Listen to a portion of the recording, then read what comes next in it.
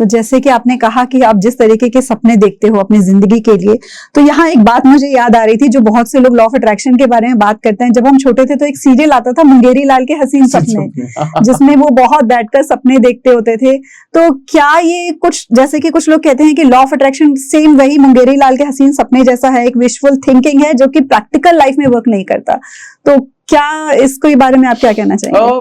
काफी हद तक बहुत सारे जो लोग हैं उन्होंने इस चीज को सही प्रूव किया है कि ये मुंगेरी लाल के हसीन सपने जैसा ही है, क्योंकि लोग लॉ ऑफ अट्रैक्शन को पूरी तरह से समझ नहीं पाए। लॉ ऑफ अट्रैक्शन मैनिफेस्टेशन, ये जो प्रोसेस है, ये सिर्फ सपने देखने के बारे में नहीं है, ये सपनों को पूरा करने के बारे में। जब हम सपनों की बात करते हैं तो एक होता है विजुअल डिजायर कि यार काश मेरी लाइफ में ये हो जाए, काश मैं बहुत सारा पैसा कमा लूं, काश मेरी शादी इस इंसान से हो जाए, काश काश काश।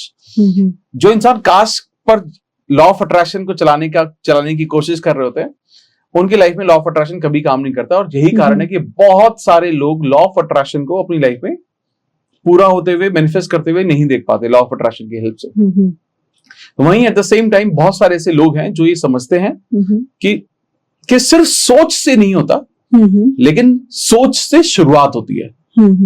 अगर कभी भी किसी भी बड़ी इन्वेंशन हुई, कुछ बड़ा किसी ने, बड़े साइंटिस्ट ने कुछ निकाला, तो वो पहले उसने सोचा था, उसने सबसे पहले वो सपना देखा था, उसके बाद बाकी सारी चीजें होती गई। तो पहले थॉट आया था, लेकिन थॉट आने के साथ साथ ये बहुत ज्यादा जरूरी है, कुछ और स्टेप्स बहुत इंपॉर्टेंट होते हैं।